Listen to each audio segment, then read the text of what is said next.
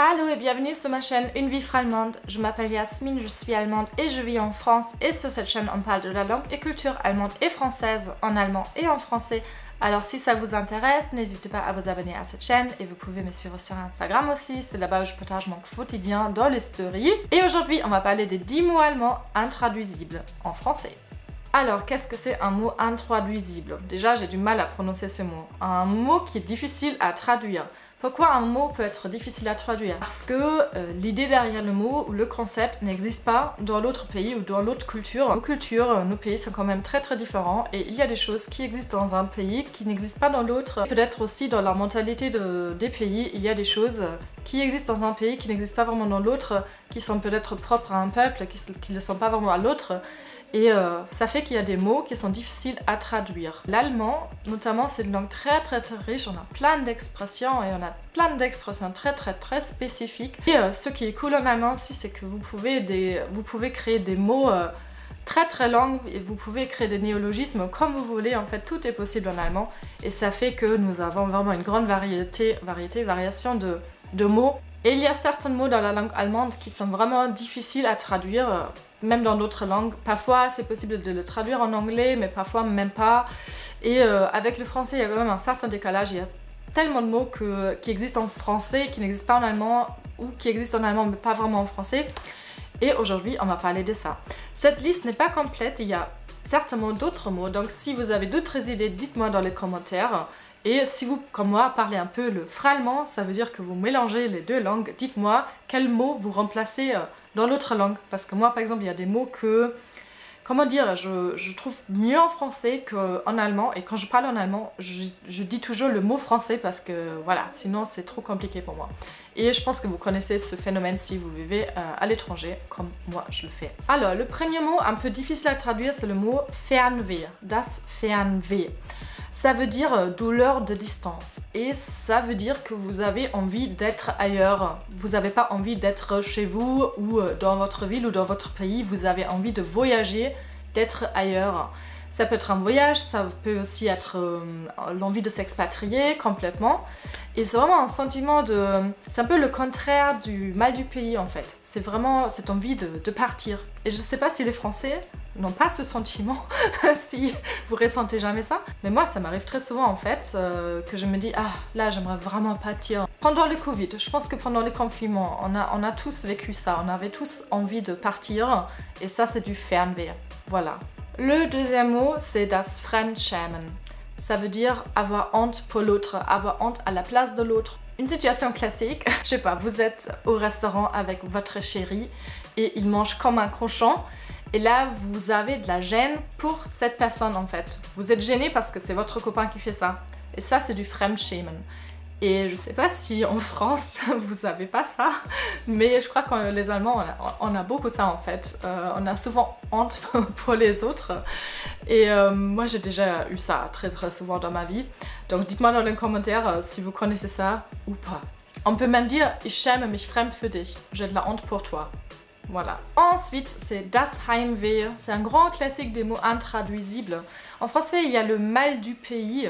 Mais Heimweh, ça va un peu au-delà de ça. C'est pas seulement que la France vous manque ou que l'Allemagne vous manque, c'est que votre chez vous manque. Ça peut être l'endroit où vous avez grandi, ça peut être votre village, votre ville. C'est un lieu très... C'est pas vraiment un truc qui existe en fait, c'est un non-lieu en fait. On a aussi le mot Heimat, c'est un peu le chez-soi et il n'y a pas de mot pour ça en français. Donc déjà le problème commence là, si vous n'avez pas le mot Heimat, vous pouvez pas comprendre ce que c'est le Heimweh. Mais en vrai, ça veut dire que votre chez vous, peu importe ce que c'est, vous manque. Et ça peut être votre pays, votre village ou un endroit même pas spécifié en fait. C'est... Waouh, c'est vraiment difficile à expliquer. Mais Heimweh, ouais, c'est quand vous êtes, je sais pas, à l'étranger pendant quelques semaines ou plusieurs mois et d'un coup vous vous sentez très mal et vous avez juste envie de rentrer. Ça, c'est du Heimweh. Ensuite, c'est la Schadenfreude, die Schadenfreude. Et je dirais que c'est un sentiment très allemand, ça. C'est un peu dans notre culture. Ça veut dire que vous êtes contente parce qu'une autre personne souffre. Et c'est parce que vous êtes peut-être un peu énervé contre cette personne. C'est une personne que vous n'aimez pas. Et après, il arrive quelque chose de mauvais à cette personne et vous vous dites « Ah, t'as bien mérité ». Et dans ce cas-là, on parle de Schadenfreude. Et c'est très méchant, hein, en fait, c'est hyper méchant. Et c'est peut-être un peu allemand ça, c'est un peu allemand je trouve. Et dans d'autres cultures, il n'y a même pas de mot pour ça. Et ça veut dire quand même quelque chose. Voilà. Ensuite, il y a le mot der Weltschmerz. Der Weltschmerz, c'est la douleur pour le monde en fait. Et ça veut dire que vous souffrez parce que dans le monde, il se passe des mauvaises choses en fait. C'est par exemple quand vous regardez trop des actualités, je sais pas, vous regardez trop la télé pendant le Covid par exemple, ou là vous regardez les actualités par rapport à la guerre en Ukraine. Là, vous commencez à vous sentir très mal et à vous dire oh mais le monde est terrible, tout est horrible, la vie sert à rien. Ça, c'est du Weltschmerz en fait. Vous vous dites que le monde est juste horrible. C'est ça. Et vous commencez à vous sentir très mal à cause de ça. Voilà. Ça, c'est du Weltschmerz. Ensuite, il y a le mot der Feierabend. Alors, der Feierabend, ça veut dire le moment de la journée où le travail est fini. Ça, c'est le Feierabend. Et ça veut dire fêter la soirée, quoi. Fêter la fin de la journée. Je sais pas, c'est difficile à traduire. Et normalement, oui, on dit ça, ouais, maintenant c'est Feierabend, donc maintenant je peux rentrer, maintenant je peux aller dans un bar, prendre une bière avec mes collègues ou je sais pas quoi. On parle aussi du Feierabendbier, donc la bière de la fin de journée. Et voilà, c'est quelque chose que tous les Allemands comprennent, mais en français, il n'y a pas ça, il y a juste la fin de journée, mais voilà, il n'y a pas de mot spécifique pour ça. Ensuite, il y a le mot Gemütlichkeit, die Gemütlichkeit. En français, il n'y a vraiment pas de mot pour ça. Parfois, vous dites cozy, et c'est à peu près le même truc que gemütlich. Mais coziness, ça se dit en anglais, je suis pas sûre. Gemütlich, ça veut dire, ou Gemütlichkeit, ça veut dire que vous êtes dans un lieu qui est vraiment très agréable. Tout est doux et sympa, vous vous sentez très à l'aise. Ça peut être dans un bar ou dans un café. Et tout est cosy, voilà. Et dans ce cas-là, vous dites, ah, c'est gemütlich. Et je sais pourquoi ça n'existe pas en France, parce qu'en France, les lieux sont jamais gemütlich, en fait. Je sais pas.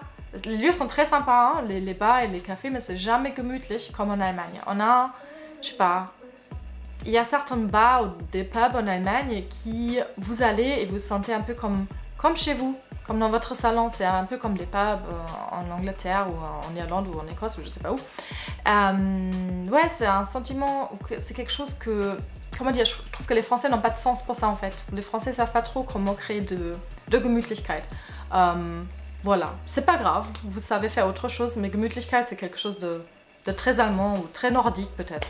Ensuite, il y a le mot die Geborgenheit. Alors, difficile à traduire. Geborgenheit, c'est un sentiment d'être en sécurité avec quelqu'un ou dans une situation et de se sentir très à l'aise.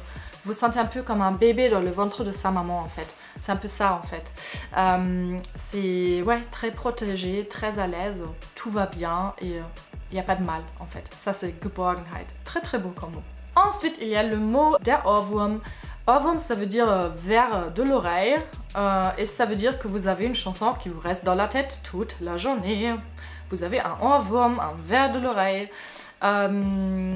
Voilà, donc quand vous avez une chanson que pendant des semaines et tout le temps dans votre tête, vous avez ça. Vous avez attrapé un Ohrwurm.